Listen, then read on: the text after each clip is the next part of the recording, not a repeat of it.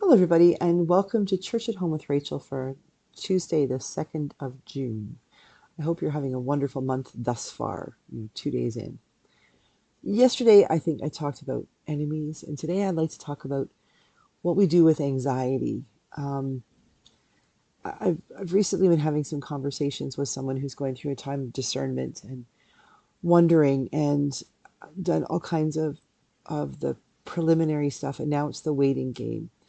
You know what I mean? When you've applied for a job or something, and you know you've done everything you can. You've got all the qualifications. You're technically good for the job. You're ready to go. But when you put your name in, you feel good, and then you find out, oh no, you got to wait, like, it's going to take 3 or 4 weeks, or whatever it is. For clergy, it's often quite a long wait. But you got to wait 3 or 4 weeks to find out if you actually get the job. And there might be other things. You might have to be asked to come in for a second interview, or, you know, some more supporting documents, things like that. But then the word gets around about the other people that might be applying for that job. And all of a sudden, the confidence that you have when you think that you don't have it locked in, but you feel good. You feel like, you know what, I could do this. I know I can do the job. I know I have the qualifications, and I really think I've got a shot at this. But then somebody comes along and says, "Oh, did you hear so and so is applying?" And you think, well, like, well, crap, now I haven't got a chance. And then guess what happens to your psyche? You start thinking about, what happens? Well, obviously they're a better person for this, or they know more people, or, all the things. And our brains start to go haywire, and you start to wonder, and you actually kind of sabotage yourself. I have done this to myself 1,000 times. I did it with every parish I ever applied for. I remember when I was applying, when we were in Borden, and I hadn't worked for a couple of years officially. I'd volunteered quite a bit, but wasn't being paid, wasn't hired by the diocese there. And I was putting my name in for a position in St. James, Halifax. And that process took forever. I don't know why. It just took forever. I put my name in, and then for whatever reason, I mailed everything in. This is back before I realized everything had to be done on email. And for whatever reason, I gave them a call and said, I just want to check to make sure you got my package. And they said they hadn't. And the next day was the deadline. So I emailed everything in, and then I emailed them the next day and said, you get it? Yeah, they got it. No problem. Okay. And now the wait begins. Well, it took them about a month before the parish actually sat down and went through all of the different applications. And then the bishop's office finally got back to me. And I didn't know this. This was in Halifax, and I was sitting in Borden, Ontario. And all I knew was I put all my stuff in. I thought I was qualified for the job. I had no other information. And I was waiting and waiting with no deadline, no sort of filling me in about anything. And finally, I did get a phone call. I was one of 5 people to be interviewed. It turns out I think there were like 13 or something like that total, that had applied for the job. But I was one of 5 people to be interviewed. 2 of us were from far away, one person from overseas, one person from Ontario. And so we were to have phone interviews. The other 3 would be in person. And that can be a detriment because we didn't have Zoom then, and Skype wasn't really a big thing.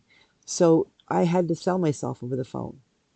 And so they scheduled, I was told I would get an interview. And then 2 weeks later, then I found out when the interview would be.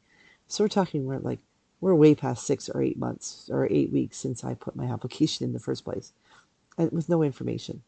So I did the interview, and I was told that I would hear back fairly quickly, and nothing.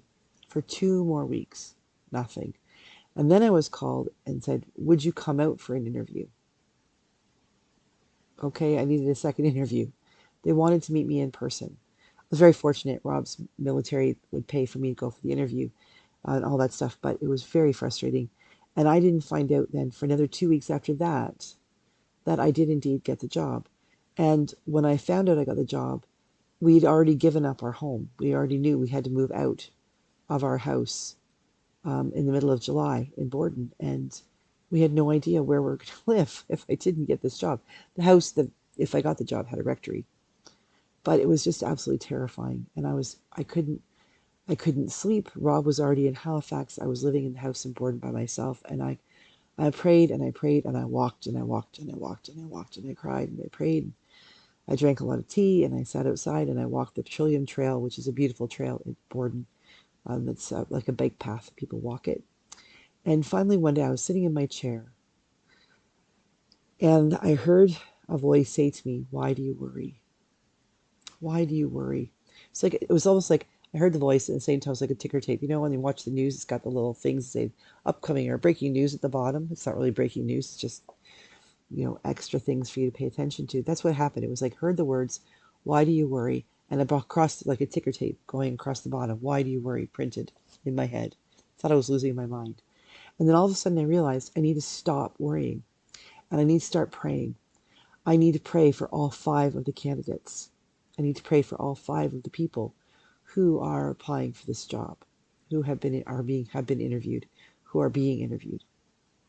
I didn't know whether I would get the job or not.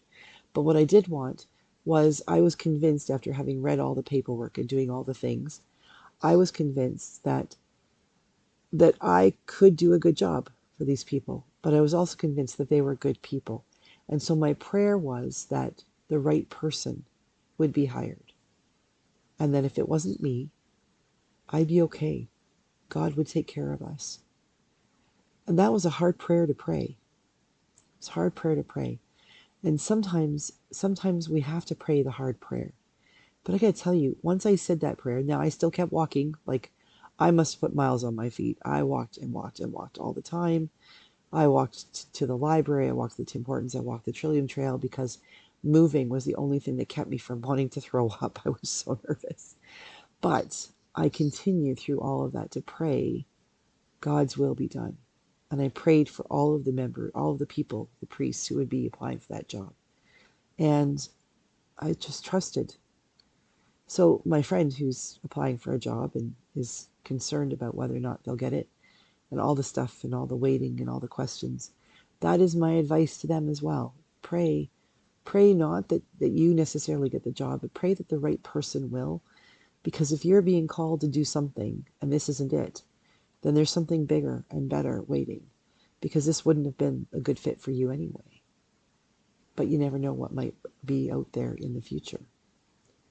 And so I offer that as advice to all of you, from one who has lived it. When you're going through a time of waiting, whether it's for a work job or a relationship or health or something, pray and say to God, "I don't even know how to pray about this." But let God figure out the prayer. Let the Holy Spirit discern what your heart is trying to pray, and allow yourself to rest in the knowledge that you are sitting in God's hands, and there is no safer place to be. I did get the job in Halifax. I did get to live in that rectory, and I got to live there for 7 years. Never lived anywhere for 7 years. And it was a good place to be. I grew and I learned, and I wouldn't be where I am today if it hadn't been for my time in Halifax. But I also know I wouldn't be where I am today if it hadn't been for my time in Borden as I was waiting and praying. That couple of months was really hard, but it was worth it.